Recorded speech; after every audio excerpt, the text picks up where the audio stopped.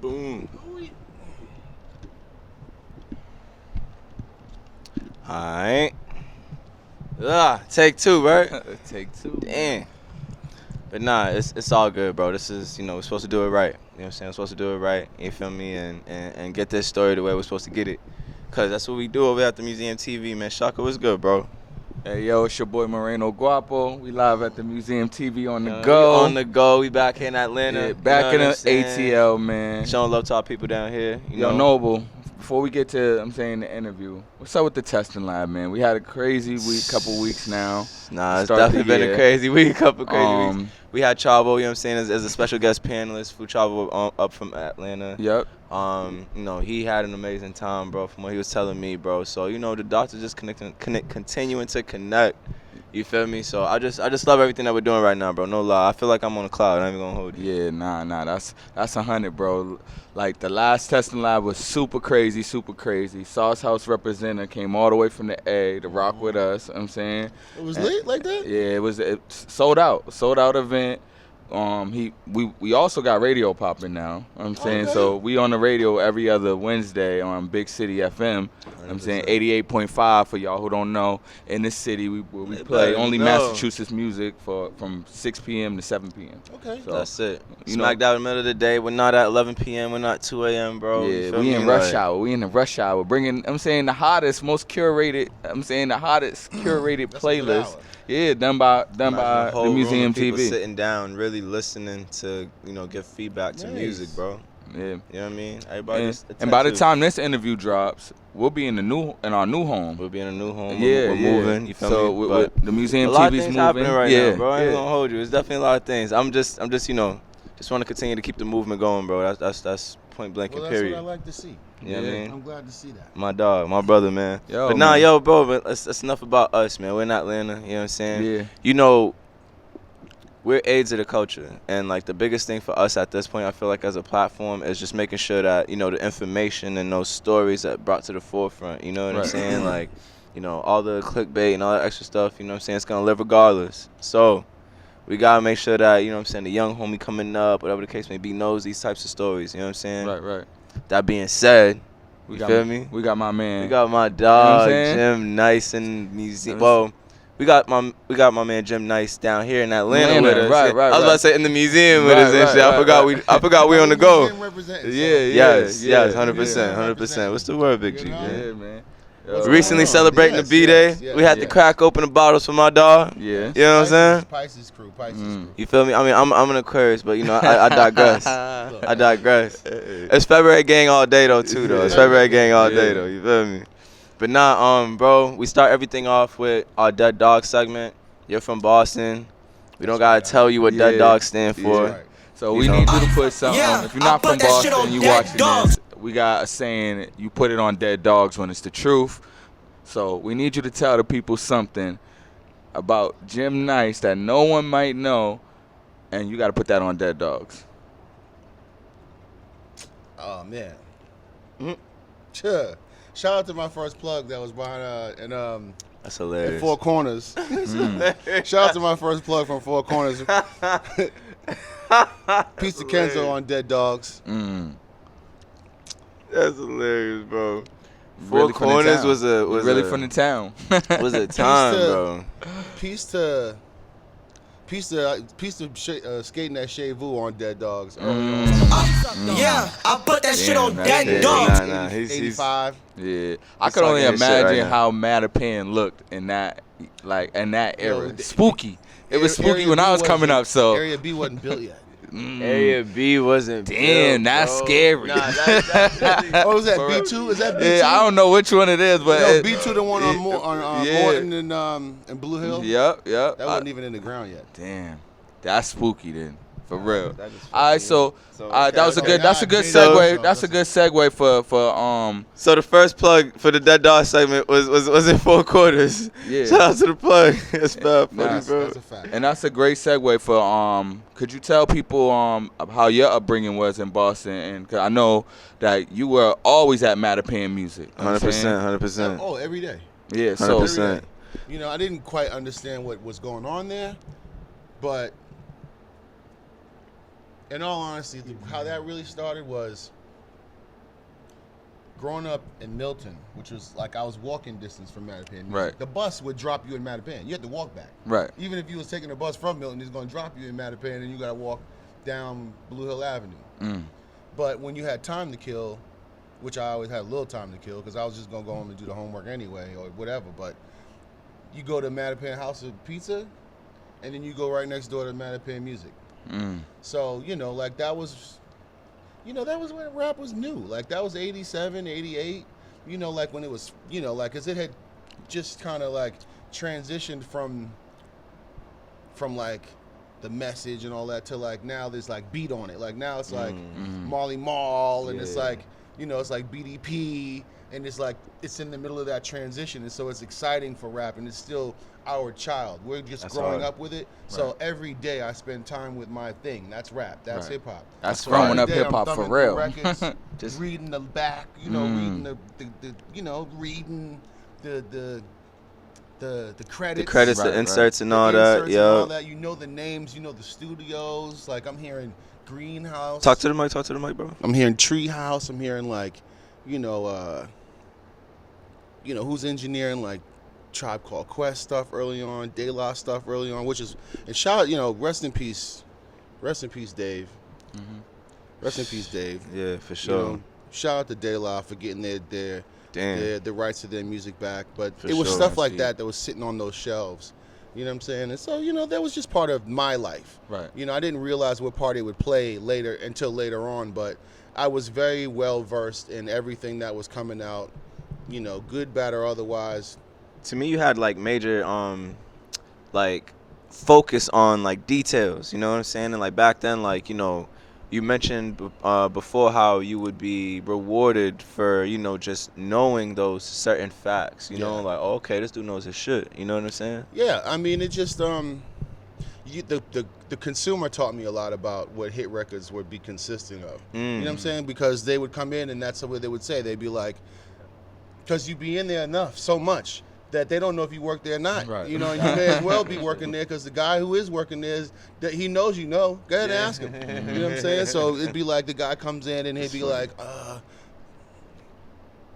and they get the beat in their head, right? And then like they're working their way through what they can remember about a record that's a hit record. So they get the beat in their head, and so they come up with the thing and they start, and then the next thing they might come up with is either the hook or the first line. Start humming in your ear real quick. they work themselves into it, and the next thing you know, they spit it out. And that's what taught me later on in life that's why the first lines are important. And that's why the hooks are important. That's why people borrow everybody's first lines, because they work. When the Rennie's in the system, ain't no telling what, you know, he used that because it works. Right. You know what I'm saying? Like, so that's kind of, I learned that lesson working in those record stores. So that was part of it. That was part of my journey. That was an early part. I didn't have any idea that would even come into play. The way it did.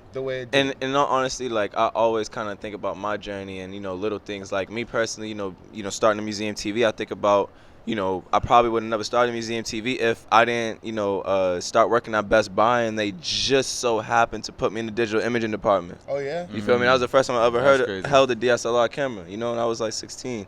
You know, I didn't know it would transition to me doing this.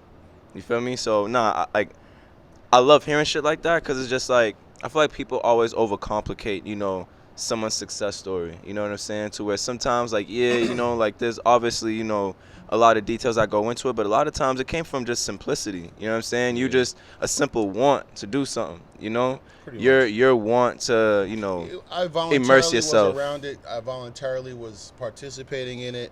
You know, like I think a lot of us were. Facts. You know, I think a lot. I think my whole crew was.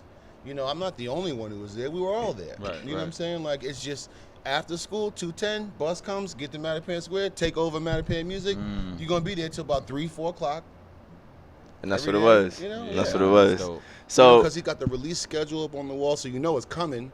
Because you don't have it That's yet. funny as shit. That's funny as shit. He knows what's coming, so we're looking at the wall like, oh, that's dropping EPMD's. Yeah, that's hard. That's hard. That's hard. You know, so we're kind of like in the know of schedule. You know, like what's coming, what's out, you know. So that's hard. So all right, being that you you are in Mattapan, but you go to Metco at this time, right? No, No. Milton wasn't part of Metco. Okay, Milton's not part of Metco. Okay, but you're still in a. It's not Boston Public, meaning it's not Boston predominantly black. So you're It growing ain't. up with.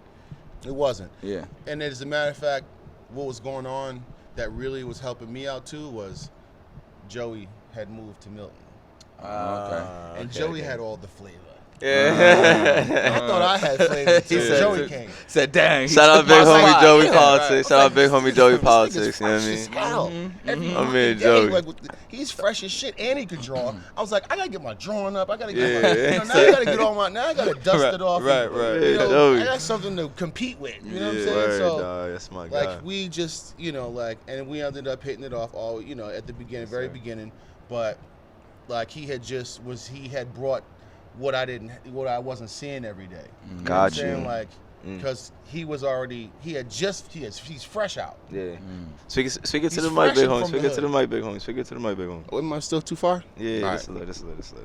He's fresh to the hood. He's fresh from the hood. Like, so everything. So he's just like giving game away. Like, he's oozing game. Like, Right. so better yet. So here we are. So Bruce Leroy, dog, with the glow. right.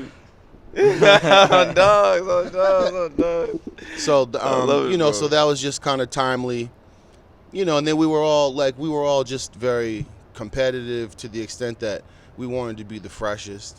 Yeah, We wanted to be on top of it because it still meant something for sure. to us.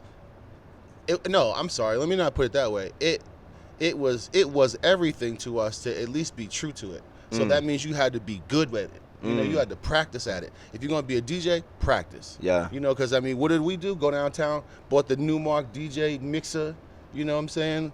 Alpha Omega, sneakers, downtown crossing sneakers, hats, Yeah. whatever. Right. But you better be representing fresh. Period. Yeah. Um, Nah, that's dope. So clearly, Boston at that time, was, I feel like we're always so heavy behind the scenes in terms of our strengths. We have a lot of executives and things like that. But it wasn't really heavy in terms of being able to create an income off of it when at the time. And so you ended up having to leave Boston.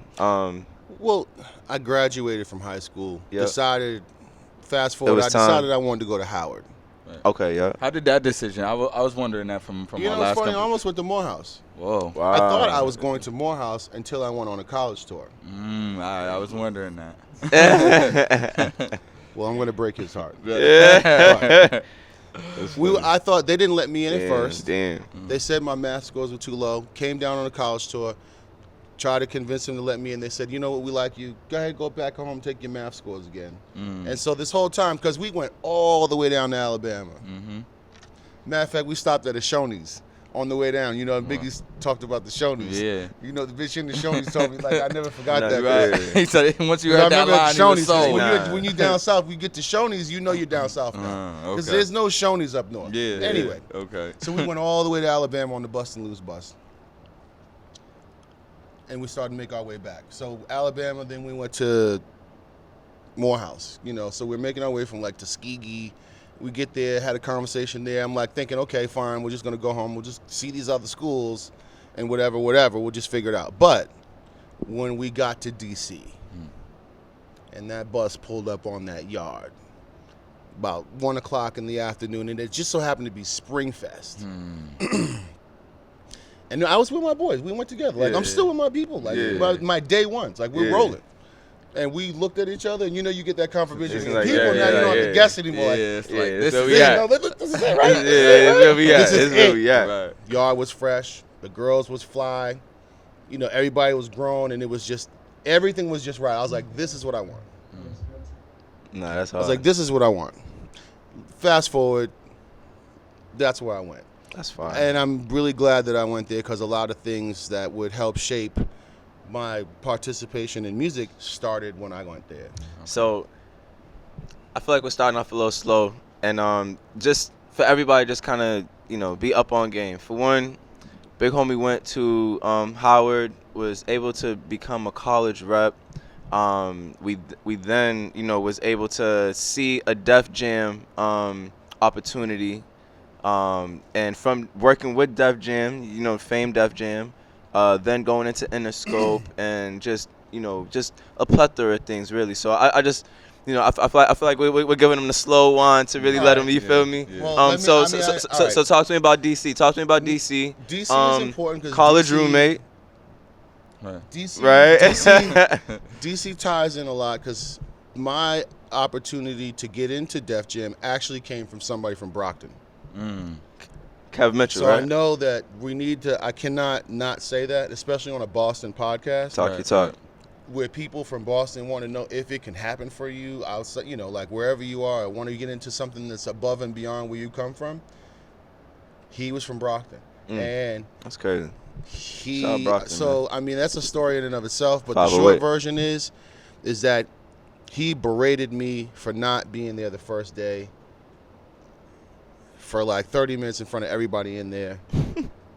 And fast forward, and I only bring that up to say that when I finally figured out that this is what I wanted, because when I saw the sign that said "Be there," Def Jam on a piece of paper, I knew that's what I was going to do.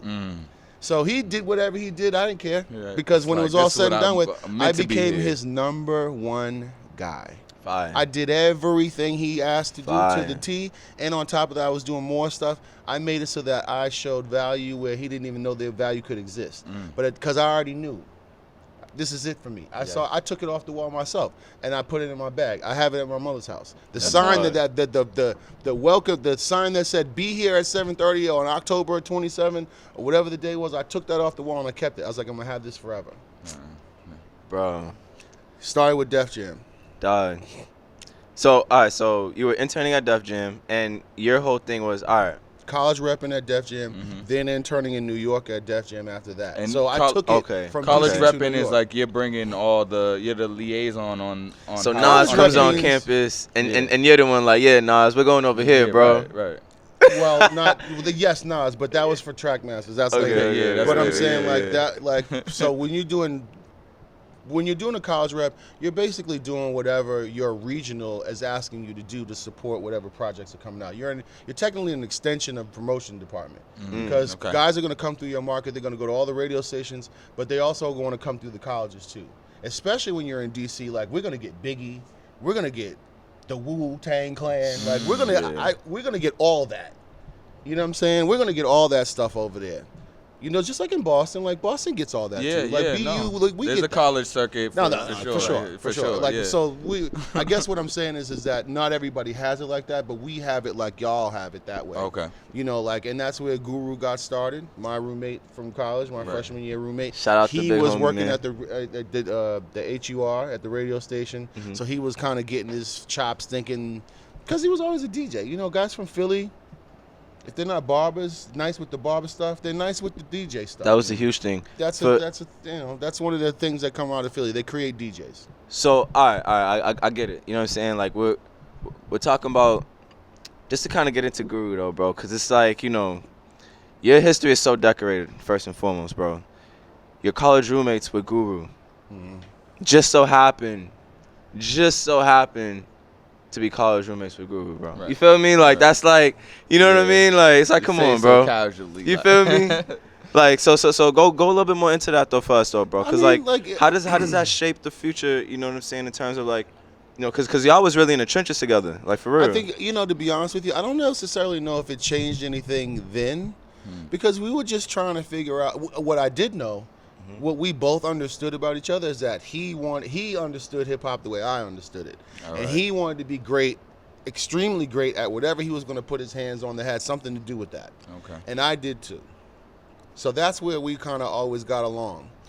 It's just that he wanted to do the creative stuff, and I wanted to do the business stuff. Right. So we didn't cross a lot of paths, except that we had an opportunity to, to work with each other. Like, Guru, I need an engineer. Okay, cool. Or maybe he'll say, like, when you got Nas and then bring him, we're doing a party, can you bring him through? Right. But at the same time, I mean, like, he was making his way the same way I was. Like, he was kind of, it didn't take him long before he was already at HUR, already running the record radio station over there, but that wasn't enough. Then at the same time, we just so happened to be in an era where Chucky Thompson, who was a hitman, bad boy producer, was killing it, and he locked in with him. And God rest the dead, Chucky Thompson was a very easy to get along with individual, especially when he knows you're dead serious. And Guru was dead serious. Right. So he latched on to that. You know what I'm saying? As he's doing that, I'm latching on to TrackMasters. I'm still latching on to Relativity Records. I'm going with Fat Joe across the yard. I'm going with, Nas from Homecoming. And really, it wasn't just Nas. It was the whole firm. It was Nas, Foxy Brown. The firm was a very important project for you. So was that at the same time that Guru got locked in? Like while Guru was locking in with Chucky Thompson, was that the same time like the TrackMasters opportunity came your way? And that came to me from Boston too. Right. Yo, shout out to Beam, man. Shout out to City, man. Yeah. And it's something that we always touch on is just having your face card right. Just having your face card right. Your face card is so important, bro. It's just like somebody just feeling like they seen you before. They're that much more open to just having a solid conversation with you. Yeah, well, this guy who I was on very familiar terms with in Boston, I would always say what's up to him. Like, you know how you're just cool with somebody, but you're not cool with them? Yeah. But when you see them, you're just like, what's up? It's a mutual understanding. Well, I had one of those connections with Foxy Brown's brothers. Okay. Foxy Brown's brothers, yeah. Who was happening? I didn't know that. You feel me? I didn't know that. Right. That was my guy. Like, it didn't have anything to do with that because she wasn't even Foxy Brown yet. But that's hard. by the time I had gotten to college and was working in the music business, he had come down with the music business with her. So when he saw that I was doing the stuff with Def Jam and all that, and saw my face, the minute we saw each other, it was, oh, no, we're like this. You know what I'm saying? Like, you help me, I help you, and we're going to rock because I know you. Right. And I was like, for sure. Because I didn't get there with him. He didn't get there with me, but we met right at the time where we were in a perfect position to kind of benefit from each other's friendship. So we did that, and we never stopped, and we never stopped rocking ever since. It's like it's just masterminding, like for real. Like, yo, you do this, I do that. Let's bring it together. His son is my godson. Wow. We just still locked in. Still locked in. That's respect we right spent there, 7 bro. years every single day together in New York City. Wow. So making music, making deals, making sure people had records. I mean, a lot of it was him, but a lot of it was me learning how that really worked and me having to create my own relationships because of the ones he had. What am I supposed to do with So were you graduating college at this time? Well, yeah, by then I had graduated. Okay. I'm sorry, but but what I will say is for my next 2 years at school, it was wrapped around Interscope Records. It was wrapped around whatever TrackMasters had going on. Okay, because right. They knew that they can trust me to do the work that needed to be done. And at that time, again, and I guess it's nothing different now. No, Your that's face so card crazy. means everything. That's so crazy that you're in college working for TrackMasters. I can honestly, imagine you and Guru's names were ringing bells. That's a fact. Like what? That's a fact. We were killing. It was the layup. Yeah. Everything was the layup. Everything was a layup. The club scene. Like what you Yeah, do? oh, man. You I'm with promoting who? clubs, yeah. and Guru's DJing, like whatever we got going on, like. Look, I never had to ask him to do anything. He never had to ask me to do anything. If I knew he needed it, he knew I was doing it. That's why when he comes to Atlanta, he sees a sweatshirt, he just puts it on. Like I don't have to ask him. Facts. That's the love fire. we have for each other. Like he knows, he understands the assignment, and I understand the assignment. Whatever you need, if I'm slow, just let me know. But it's gonna get done. Okay. So you graduate now, and now you're headed to New York, right? After graduation? I was going to New York whenever I wasn't in D.C. Okay. So when summertime came, I was in New York. I actually spent a year in New York and didn't even go back to college while I was working with Chris Lighty because he saved me from. Well, I just with this guy. You know what I mean? Chris Lighty. Name drops. He didn't save me. I mean, shout out Chris Lighty, he saved man. me because I asked him to save me. And little did I know I was getting fired anyway. I was interning for my aunt Vivian Scott Chu. Love her to death, but she was in a place in her music career where she was good already. Okay. But I wanted to smoke. I wanted to be in the studios. I wanted the records. I wanted to find niggas. I wanted to chase the hits. I wanted to be the tip of the spear. I wanted all the smoke. She's like, I'm not here for all that. I'm good. She got tired of me one day, and she was like, look, you got to find somewhere to be. Damn. It just so happened that Chris Lighty was in the office that day, and I was like, look. And I rattled off this mean speech to him, and I didn't even mean it. Like, I unloaded on him. I was like, look, I'm trying to be this guy. I want to do this. I want to do that. I'm going to do this. I'm going to do that. And I'm going to be up to 12 o'clock. I'm going to be up to 1 o'clock. I don't care what it takes. I want the records. I want to do this. I want to do that. And I rattled all that off, and he just said, show up on Monday. So I got fired on Friday, and I showed up with him on Monday. Yo, nah, yo, crazy. the way shit just be like, it's in hindsight, it sounds like everything was just like falling to your feet, bro. But it was just like fucking one thing. You know what I'm saying? Yeah, 100%. You was making good on it. I'm not trying to damp. It's just, again, just being a young homie, bro, and just hearing the stories, bro. It's like Chris Lighty just so happened to be in the office. Like, what, bro? I mean, At this time, I I'm imagine fake they all lying. coming Different. up. Hip-hop's I'm coming fake up. lying because his sister went to school at Howard with me, and she said, one of these days I want you to meet my brother. Okay. And, you know, All about who you know. But still, though, but it's just she the wasn't there connection. that day, and he doesn't. And I think that's the most he's ever said to me, because I mean, he let me be there. We did a lot together. He gave me things to do, but he wasn't, for me, a man of many words. Gotcha. You know, so the fact that he did that and paid me when I wasn't getting paid, That's real nigga shit. you know, like he literally, like, he kept me afloat in that very moment, to the point where that when I was done with that, I knew I needed to go back to school and finish. But by then he had hooked me up with Busta, and I had watched us do When Disaster Strikes, the whole album. I saw the whole album get done with Busta, and then I knew what that album looked like from somebody who has an A&R, who the A&R doesn't have to tell the artist what to do. Jesus Christ. Because I'm used to A&Rs like running the show and telling, no, you don't A&R no Busta stuff. Yeah. Busta needs you to pay the bills. He don't need you to do nothing He else. said, make sure you cut that check. That's it. That's all you need to do is pay the Yeah. producers, pay the engineers. And I sat there and watched him intently every day from 7 o'clock to 3 or 4 or 5 o'clock in the morning. And I lived in the two-fare zone at that time in Queens. And if you know anything about a two-fare zone in South Jamaica, Queens, if you miss the dollar van, you walking.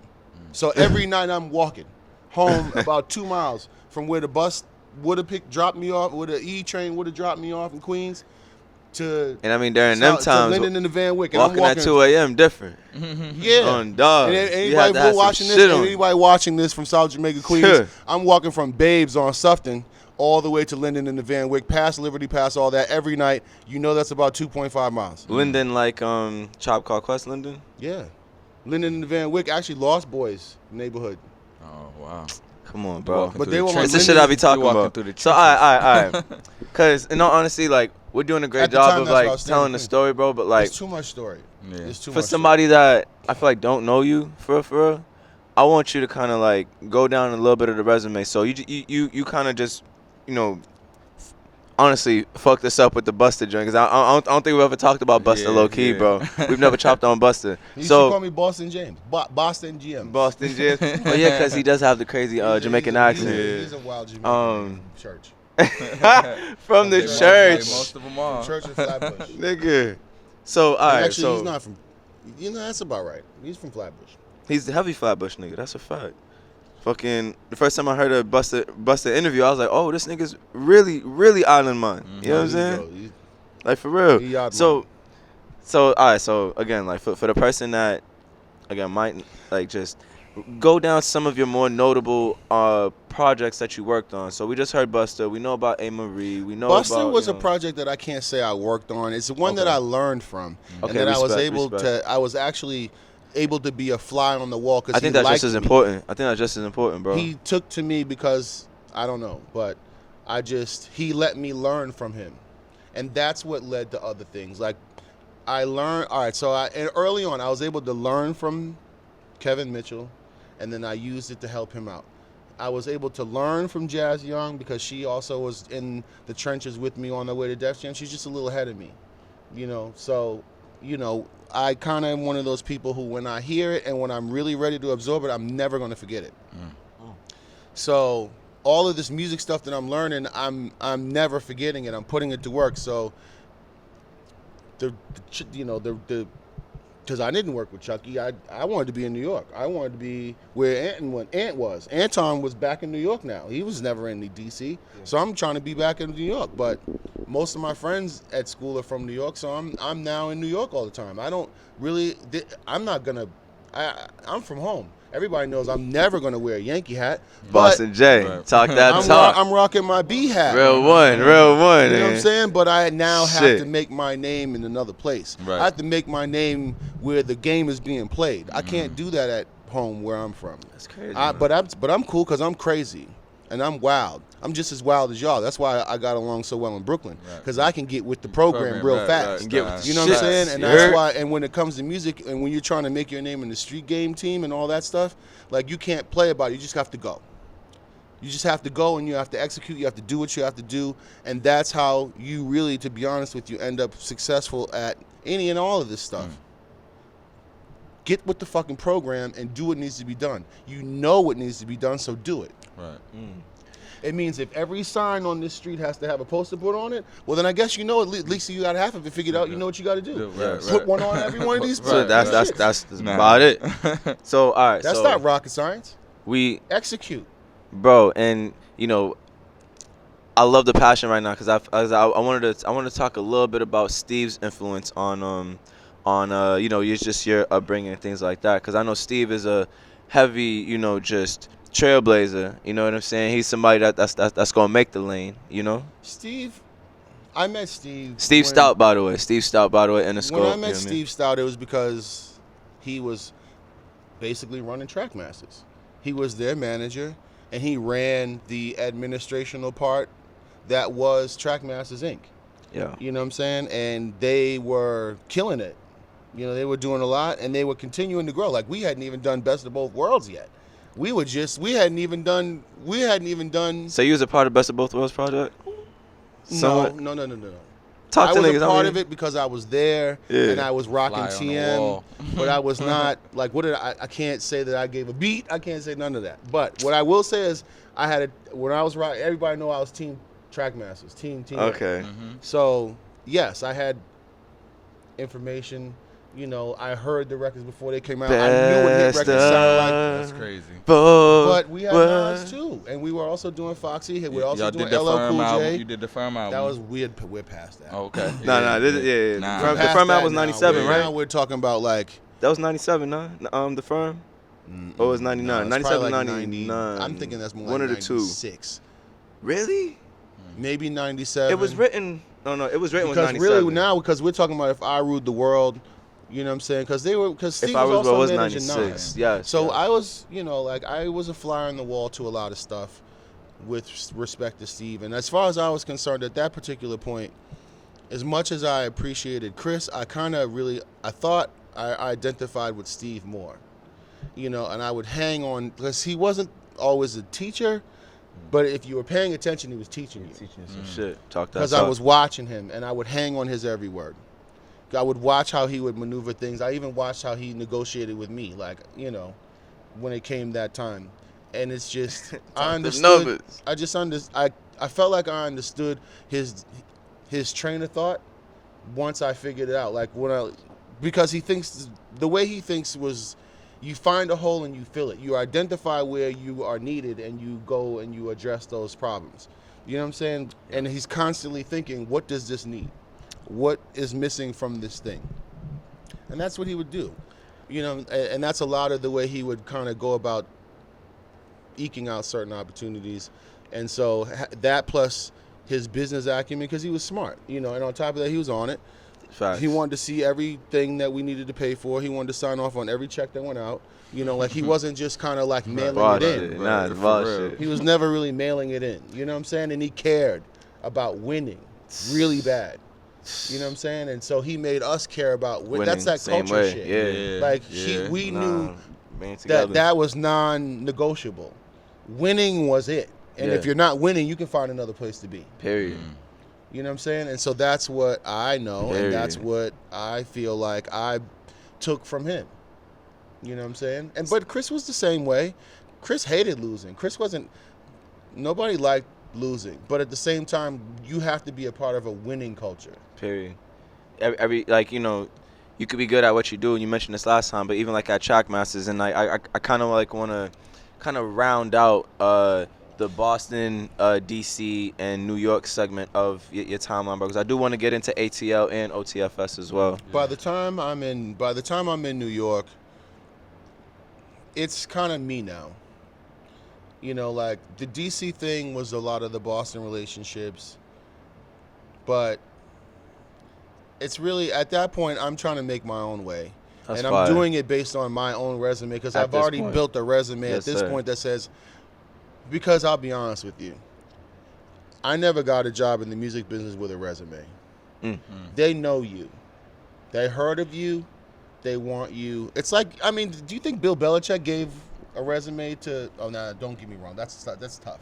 Let me not say that. Let me just say, when people want you, they don't need you to give them a piece of paper to say what you do. Yeah. You know, like that's not how that works. You know, when you're a hired gun, they know why they hired you. 1 million. You know, like I remember at Bad Boy, I almost took a job. Well, no, let's not do that. I guess what I'm saying is that by the time I was given an opportunity at TrackMasters, it's because they had already known what I was going to bring to the table. Oh, or should I say Interscope? Because Steve left TrackMasters. He left Sony to go take a job at Interscope Records. But he had already taken care of some of the main people. They were already under contracts, so they weren't going anywhere. They were good. But me and Anton were free. Yeah, free agents, you know, yeah. And we were street runners. You know, we love to run the street. We love to get the records. We love the studio rap hop. You know what I'm saying? I love the game. I want to hear the record made. I want to be able to have the record. There's no bigger feeling than when you come into the office the next morning and you have a record to play and that's a hit. Yeah. And you were up all night and you caught it. Yeah. I don't give a fuck who made it. I got it. I'm bringing it to studio to give me that record because we're taking it. Give me that. And it's That's just like there's funny. nothing better than that. Like, you know, because nobody tells you when to come into work. It's true. Nobody tells you when to leave work because technically you're always working. However, you better be producing because technically you are an extension of the king. And the king for us was Steve. So you can do whatever you want under that flag, but you better be bringing in the heat. My dog. So that's all we did. That's all we cared about. New York, I mean, New York. your New York segment was plus crazy, the Boston bro. dog in me put together, you know, ultimately found me in some really good places with some very serious individuals. So can you give me? But they always respected the fact that, you know, I was a guest, but I was a guest there to do a job, and that they knew I was good with it. You know what I'm 100%. saying? So Brooklyn took me, knowing that I'm from Boston, with a little bit of give and take, but ultimately it was a little bit of give and take. You know, everybody had That's either a a fact. nickname for Boston you niggas or try to shit. give you a hard time. Like, I mean, but I'm giving niggas a hard time too. Right back. You know that. You know what that. I'm saying? But at the same time, it's like, it's a mutual respect because they know ultimately, like, I got love for that city, just like I got love for our city. Right. You know, because it helped shape who I am. Period. You know what I'm saying? Like, some of the people that I love the most are from right where I was living at. So, help me out though. So, if you can give me top 5 projects, bro, during the New York, DC era Top that you 5 worked projects, on, I mean, during that for era. whatever reason, I can give you top 5 projects. I won't get into why, but A. Marie, Il Nana, It Was Written. What the fuck? That's 3. Yeah. The firm. Eminem. Well, no. Let's not get into that. Let's not do that. Here we go, dog. Because I mean, we contributed. It's so much to something shit, yeah, crazy so that much we shit. didn't know, but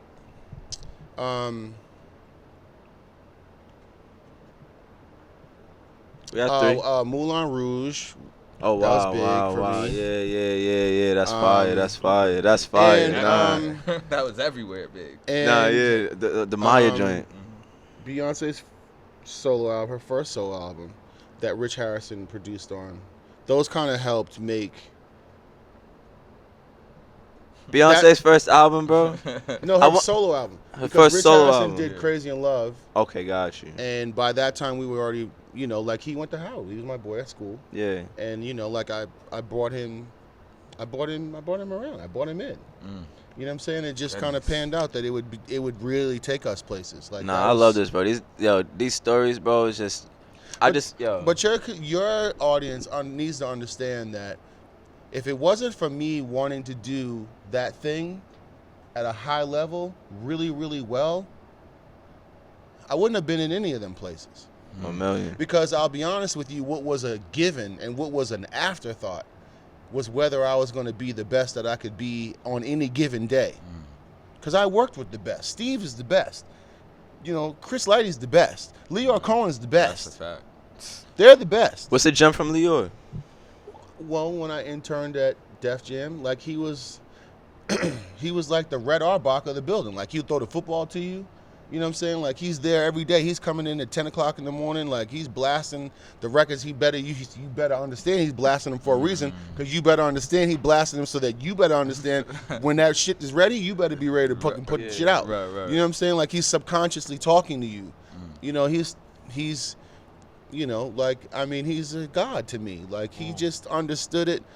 He showed it to me in a way that, you know, I could just understand his body language, like his movement, like the way he talks to people, the way he's not scared of niggas, you know, but he's not even fronting and playing. Like, On dogs, like he's dead ass serious. He's like, dead ass serious. Right. You know what I'm saying? Like when he's ready to make a move, he's ready to make a move. Like right now, like come on. Right. Like I learned a lot in that Def Jam building. That Def Jam building actually taught me more about life than a lot, because I approach everything with the way the Def Jam building was taught. Because a lot of people couldn't even stand to be in there. It was a jungle in there. Facts. Like you got wild niggas in Def Jam at the time. But at the same time, like there's professionals in there. Like this is Kevin Lyles. Yeah. Kevin Lyles is in on his laptop working. You're listening to him. You know, you're listening to Julie Greenwald. She's working. You know, like my job number one in that particular point was you go into every one of these offices, you ask anybody what they need every single day until somebody gives you something to do, and then you do that thing the best you can, and then they'll ask you to do something else. Because what they're really doing is they're making culture move, and they really don't have time for your dumb shit. So they don't know if you're dumb or not. Right. But when you live and you show up and you prove, I can always have room for you. Right. Today, one more time. Like you made the team. You made it one more time. And then you do good 2 more times. And you do 1 more time. Right. You get 3 more times. You get 1 more time. And that's 4 more times. All right, I can trust him. Now, the most money I ever saw in my life one day, I'm not, no. We're not going to do that story. But I'm just going to say, what I'm saying is I was trusted to do a thing. I did the thing. But I thought it was a big thing. But Leo was like, that's not a thing. That's a weekend thing. Yeah, that's a weekend thing. You know what I'm saying? This is pocket change. But, you know, funny. I mean, he doesn't let everybody do that. It's true. It's true.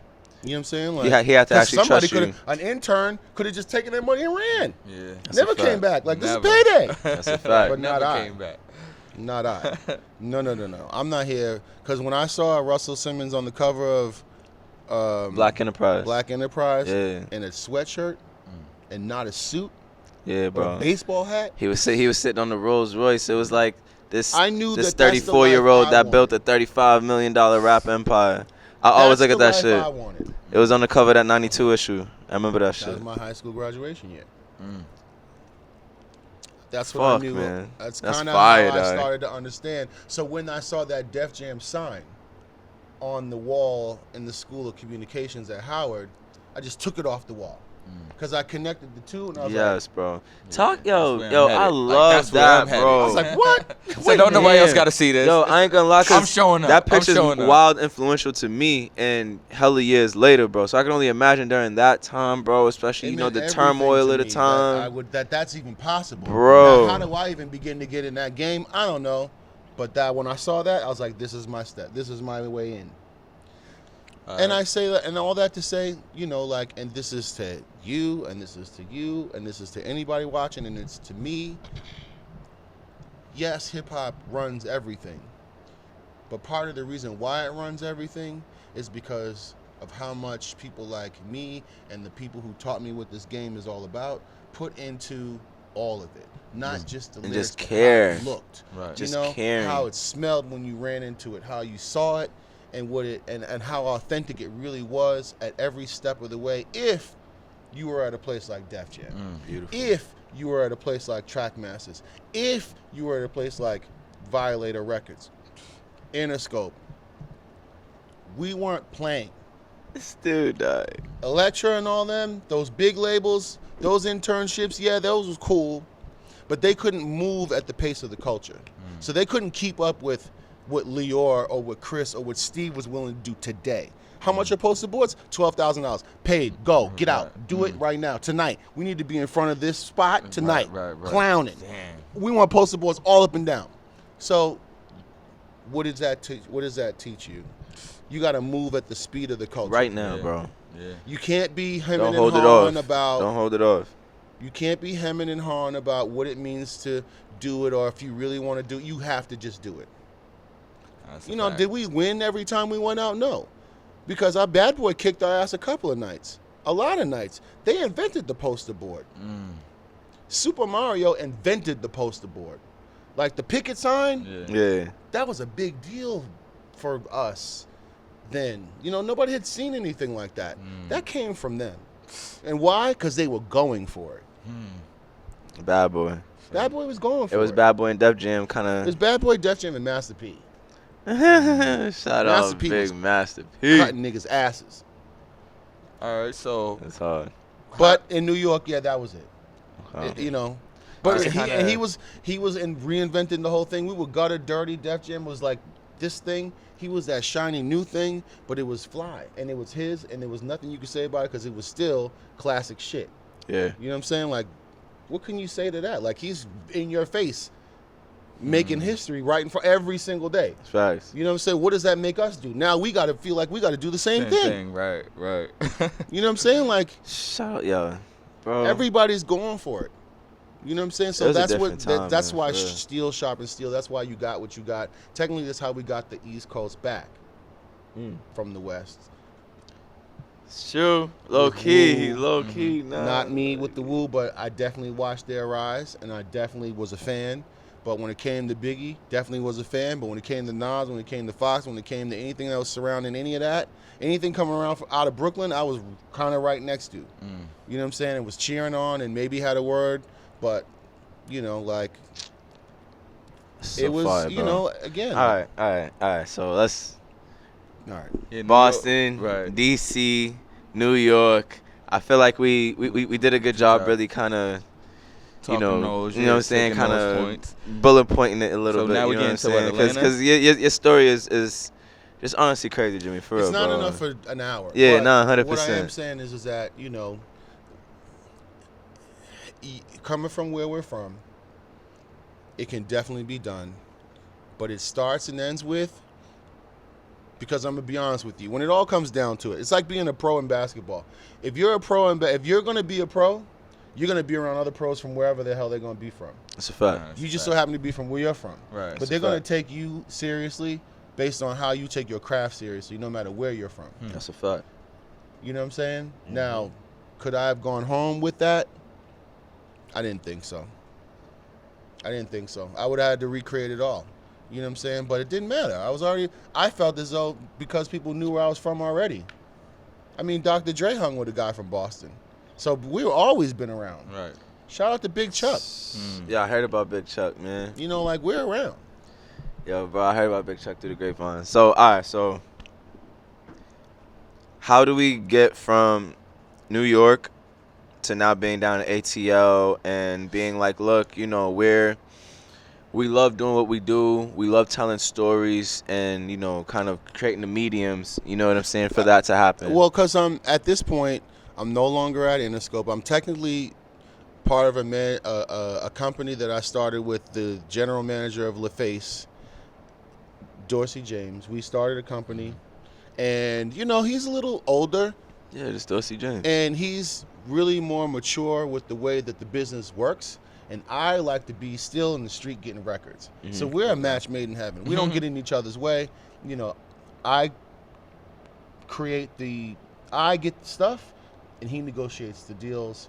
So not only do I get to see how the deals get done, I'm feeding the business with the records. Fire. So the first person I brought in was Rich Harrison. Of course. now he's nobody then, but I know from my time spent that this is something special. Yeah. Okay. And then I took him to Chucky. I had already taken him to Chucky Thompson. I forgot about BMI. I was working for BMI as a college rep. He's the one thing I did bring over there, and like he recouped that deal. Like he recouped all that. Like You see what I'm saying, right? You see what I'm saying? Because I mean, as a college rep, I was doing a lot. But nonetheless, Chucky, I met him when I was at Sony at Epic because he had a deal there. But I didn't last there long. But I lasted long enough to connect with him. So and he took his business back to DC. So when I went back to DC, I had already been on a first name basis with Chucky. Easy, yeah. So I was able to take Rich's music to Chucky. He's the biggest thing in DC. Facts. Like that's what you want when you're an R&B guy. Right, like he's an R&B guy. Yeah. Like it's Nothing better. Hand in than hand, that, yeah. hand in hand. He called me in a half an hour. He played that shit, called me in a half an hour. It's like, bring that boy back here. and the rest was written. He did beautiful ones for Mary J. Blige. He did, and that was before he was even a writer, because nobody really knew what to do to his music. Yeah. So when he learned how to write, that's kind of when he took he built the Marie thing. Like he wrote and produced all that. Wow. So that really took us places. Wow. You know what I'm saying? Like that took us places. And then that led to the Beyonce thing, and that just took us everywhere. Like that put us in every place we ever wanted to be. At least to get a phone call in. Right. Once you're there, you can at least get somebody's meeting At the very least, just to get Right, the ear. right. Nah, so okay, so from these standpoints, now we're in Atlanta. We have OTFS hasn't necessarily been born just yet, but we're in Atlanta. We're doing our thing. We came to Atlanta because at the time all this music was coming from Atlanta. Okay. And either you're going to come to Atlanta or you're going to wait for it to come to you. Right. We are the farm. We're the marketplace in Atlanta and Yes, in sir. New York. We're Yes, going to sir. cut you the check for what you bring from the farm. Okay. So I decided that I was going to move to Atlanta because I wanted to be I wanted to bring some stuff to market myself for the company that me and Dorsey started. Fire. Okay. So I moved down here for that. I managed the Franchise Boys. I landed the Franchise Boys when I got down here. I had an artist named Natasha Ramos. Me and Dorsey did that. I got from Connecticut that ended up doing a deal with Pharrell. Okay. And I was down here working that aspect. I'm thinking we're growing. Yeah. We were, but then 2008 happened. Fuck, You know what I'm saying? Crazy And it's time for like, everybody. It's a crazy time for everybody. And while we were having success, it wasn't quite adding up to the success it should have, because nobody knew what to do. Like the industry was coming to kind of like falling to pieces a little bit. standstill. So, I mean, that created some problems. And I think that's kind of when the music thing, that's kind of when OTFS began to get started. Because I got the hoodie on, by the way, you know what I'm saying? Colorways is brazy, you know what I'm saying? All types of colorways. Definitely check out that website. You feel me? Yeah. OTFS, only the fresh survive, by the way, just Only so the fresh you survive. understand. But go ahead. That was because I think the music was trying to figure itself out, and I really just didn't have the wherewithal at that very moment to wait it out. I think if I waited it out, I saw a lot of people inherit a lot of stuff that we built, and that's fine. It's just I don't think I was in a place to wait for it. Nobody was. Steve wasn't in a place to wait for it. A lot of people weren't. The only people who were people who either made it and created it, which I don't create it. I can hear it. I can move you two together. I can put things together. I can facilitate. But at that point, I just needed to facilitate my world. And I still wanted a piece of a say-so in this culture. So I just created something that I felt like would ultimately be a place where I could hire, craft, culture around, build a culture where people could actually find a way to succeed themselves. You know, and the business that I come to learn with the concepts that I've learned from really successful people. So I built the house, and I just felt like, you know, if we're going to be out here doing it like this, then let it be my house. Right. Nah, you know, if I want to be out here trying to put it together, let it be my house. So I created a house, you know, and that was a place where I will show interns what it means to be good and what it means to be on time, what it means to mean what you say and do what you say. It's beautiful. You know what I'm saying? Take creatives and give them the place where they can do that well, and you know, and just kind of create an energy and a place and a culture where winning is the thing, but not because we're here to win per se, but because you're winning as a byproduct of doing things the right way. Facts. So yes, we're gonna win. Right. Yeah. That's what's gonna happen. I'm not gonna win every day. We're not gonna win every day. Action is but good. You gotta learn that at the same time, you're not gonna win every day. We get our ass kicked sometimes. It happened. Like Def Jam, we didn't win every day. TrackMasters, we did not win every day. You know, we lost the Bad Boys sometimes. We lost to other people, but that's okay. You know what I'm saying? Because we came up and got ready to go to war the next day, the next Tuesday when that album comes out, ready to go. You know what I'm saying? So it's that. It's the competitiveness of that. It's the sharpness of that. It's the execution of that. It's the mental focus of that I use to build OTFS, so that I can use that to craft what I feel like could be, you know, something that lasts a while, and then I can show the culture that they can also have something once you move through the system. Just spend some time here.